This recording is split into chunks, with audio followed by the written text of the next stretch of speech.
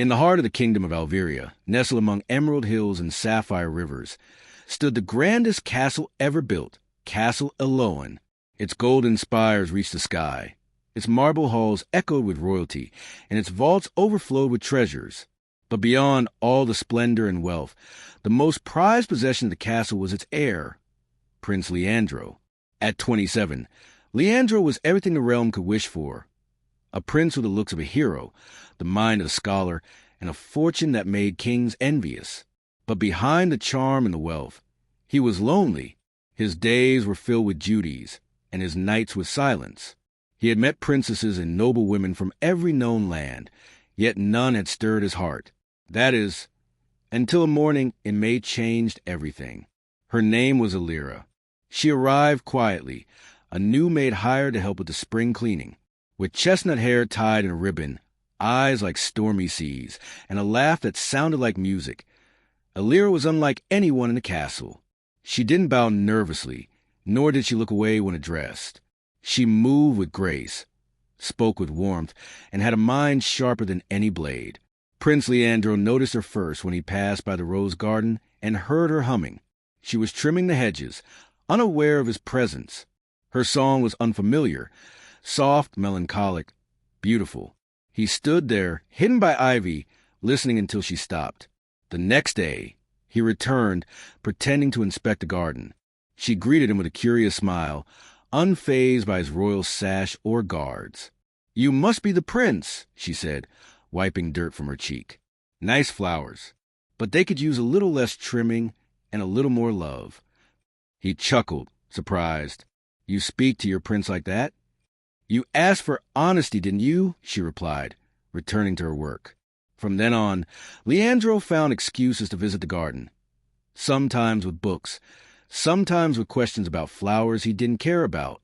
Alira answered them all, though she clearly saw through his act. And yet, she didn't push him away. They talked to the stars, of poetry, of myths and dreams. He shared his longing for a life beyond duty. She shared her past, raised by her grandmother, working since she was 13, dreaming of owning a small bookstore by the sea. He listened with fascination, realizing that her words mattered more than any banquet or ball. But castles are not kind to secrets. One evening, as dusk painted the sky with gold, Leandro asked her to walk with him by the river. Hand in hand, beneath the willow trees, they stopped. "Alira," he said, voice trembling, "I've lived in luxury all my life, but only with you do I feel alive. Say you feel it too." She looked at him, eyes wide. "I do, but I'm a maid. You're a prince. I don't care. I want you beside me. Always."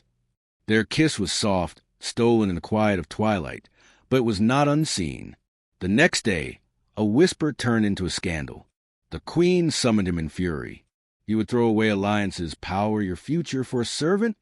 "She's not a servant," Leandro declared. "She's everything I never knew I needed."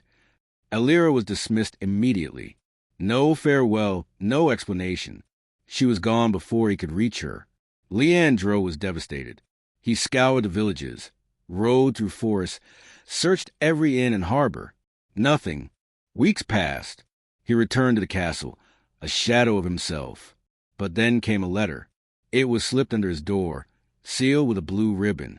No address, no name, just a poem. It was one they had read together beneath the roses. Below it, a map sketched in charcoal. With heart pounding, he followed it to a coastal town he had only heard about in passing. There, nestled between a bakery and a tailor shop, was a tiny bookshop, Alira's Stories. Inside, she stood among dusty shelves, surprised and breathless. "You found me," she whispered. "I never stopped looking," he said, stepping forward. "Alira, come back with me, or let me stay here. I'll give up the crown if I must." She shook her head, eyes shining. "I don't want you to give up your world. I want you to change it, with me by your side." And he did. Leandro returned to Alveria with Alira as his bride. At first, there was outrage. But the people loved their prince, and when they saw how he loved her, with no pretense, no games, hearts began to change. The queen eventually softened, realizing her son's happiness mattered more than tradition. Elira became Princess of Alveria, not because of birth, but because of grace, wisdom, and love. She opened schools and libraries, taught young girls to dream, and filled the castle with warmth it had never known. As for Leandro, he ruled with a steady hand and a full heart, never forgetting the girl who had taught him the meaning of love. And every spring, in the rose garden, the prince and the maid, now husband and wife, danced a melody of memories beneath the blooming flowers in the endless sky. But peace, as always, was not eternal. A year into their marriage, rumors began to swirl in the north, whispers of a forgotten noble family laying claim to the Alverian throne. They said Elira was a distraction, a weakness, an outsider with no bloodline. Though Leandro stood firm beside her, the court grew divided. Old advisors began pressing for proof of Elira's worthiness. One noble even dared say aloud, she was born with a broom, not a crown. Elira heard it all, but she did not crumble. Instead, she returned to her grandmother's village to search through what little history her family had. What she discovered changed everything. In a faded chest beneath floorboards, she found a sealed document, an ancient birth record bearing a royal sigil. Her grandmother, it turned out, was the illegitimate daughter of Queen Althea, a monarch from a fallen realm absorbed into Alveria centuries before. Elira, by blood, was royalty after all. Leandro wept when she returned with the parchment. "I loved you without it," he whispered, "but the world may now love you for it too." They presented the record to the High Council. Though some remained skeptical, the seal was authenticated. And more importantly, the people cheered, not because of her bloodline, but because they had already seen her heart. Years passed. Elira gave birth to twins, Aurelia and Selim, who inherited their father's spirit and their mother's fire. The castle halls, once cold, became filled with laughter and stories.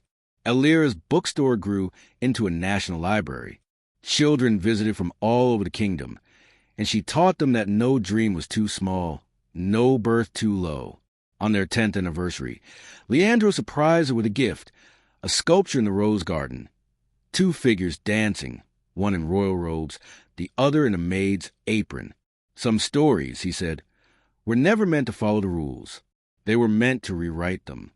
And so theirs did.